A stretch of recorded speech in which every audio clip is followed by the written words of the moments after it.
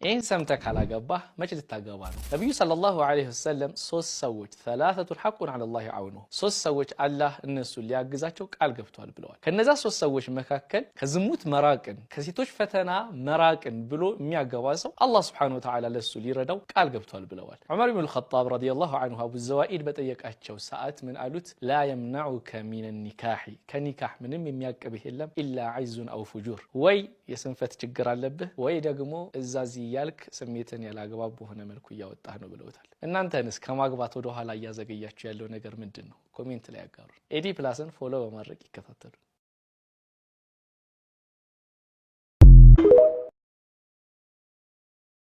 ሰላም አለይኩም ወራህመቱላህ። ይሄ ቪዲዮ እንደስከዛሬው በ30% ላይክ እንዲቆም አልፈልግም። የተቻላችሁን ያክል ላይክ እና ሼር ኮፒ ሊንክ በማድረግ ብታዳርሱልኝ ቢዚ ላደረጉን በመገላለጥ ሚዲያ ላይ ሙስሊሞች ናቸው አይደሉም እስከምንል ድረስ በጣም ድንበር ላለፉ እህቶች ብታደርሱልኝና ቢያዳምጡ ደስ ይለኛል።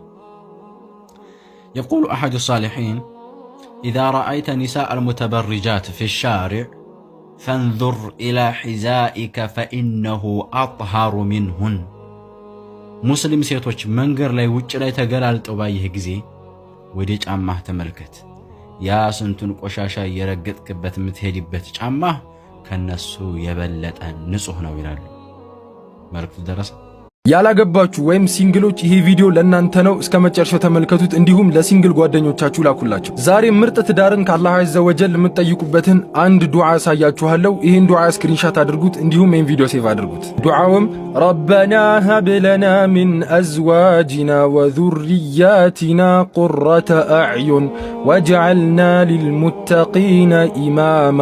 ይሄን ዱዓ ሁሌ ማለታችሁ እንዳትረሱ። አላህ ኸይረኛውን ትዳር ይወፍቃችሁ። ኢንሻአላህ ጀነት ውስጥ እንገናኛለን። ወሰላሙ አለይኩም ወራህመቱላሂ ወበረካቱ። ስሙኝማ እስኪ ለመሳል ሞክሩት።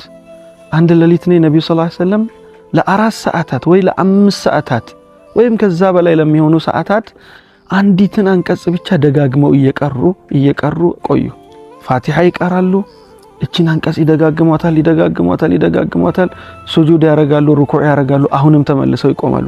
ያቺኑ አንቀጽ ተመልሰው ይቀራታል፣ ያነቧታል፣ እያነቡ እያለቀሱ ደጋግመው ያነቧታል። ያቺን አንቀጽ ምን ትሆንች አንቀጽ? ስለምን ይሁን የምታወራው እቺ አንቀጽ? ምን እንደምትል ልንገራችሁ።